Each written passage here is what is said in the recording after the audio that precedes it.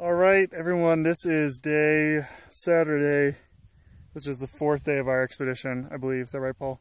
4th or 5th, something like that, yeah. Yeah.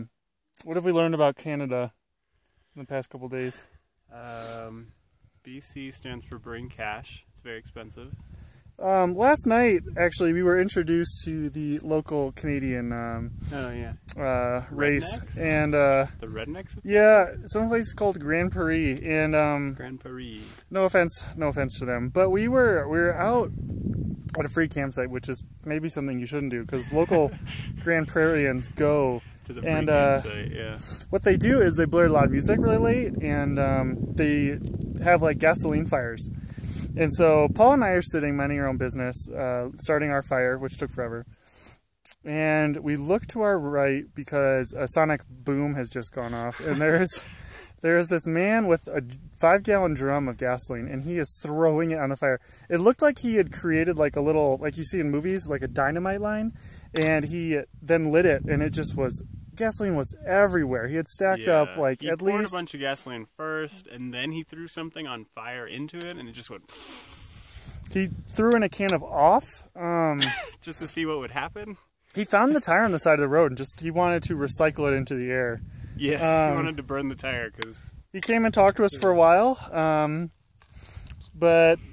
Inebriated? He's a bit intoxicated. Paul and I were a little more worried of the 2-legged creatures than the 4-legged creatures at this point. No fear of bears we're a little afraid he might try and dump gasoline in our fire, perhaps light our tent. Or on our tent, yeah. Because if you were to melt a nylon tent, if you were to catch it on fire, it would melt onto our skin, and then it would burn on our skin. You can't really get it off that well. What else did we learn? Well, there were, to be fair to the Grand Parisians, there were some pretty nice guys too. They were helping us build our fire. That's true. We learned about how to make rooster tails and grandfather's beard and blowing with a diamond. Yeah, like that. We learned that. We learned we met some nice people in Dawson's Creek. Yep. Very nice Canadians. Very nice Canadians. I wanted to get poutine, but did not happen yet. I want to get that cheese curd fry and gravy mixture on. Canadians are very proud of their country.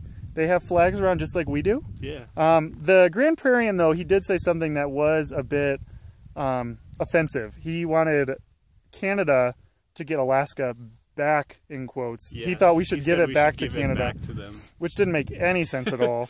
And then he compared it to Ukraine and Russia. Yeah, he seemed to be pro-Russian. Ukraine obviously belonged to Russia, he says, and likewise Alaska obviously belongs to Canada. So yeah, it was weird. We didn't mention because he was drunk. We were afraid he was going to light us on fire.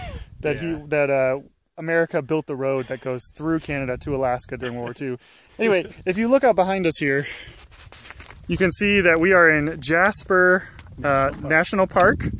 And apparently in Canada, national parks are very expensive. $20 per day. So if you live here, apparently if you have friends come, they have to pay to come see you to get into the park. Yeah. Anything else we learned, Paul?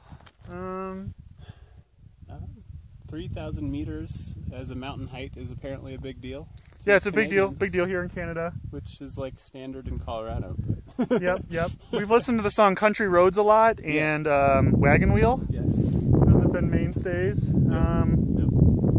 Yeah, I think that's about good. What's this lake called? What are we looking at? This is Lake Malign. Lake Malign. And then later on today, we're going to try to convince a Canadian barman to let us watch NFL football. No, collegiate. We want to watch Michigan versus football. Notre Dame. So maybe the Frenchies here will be rooting for Notre Dame. There we go, yeah. We've been saying lots of things like Buongiorno.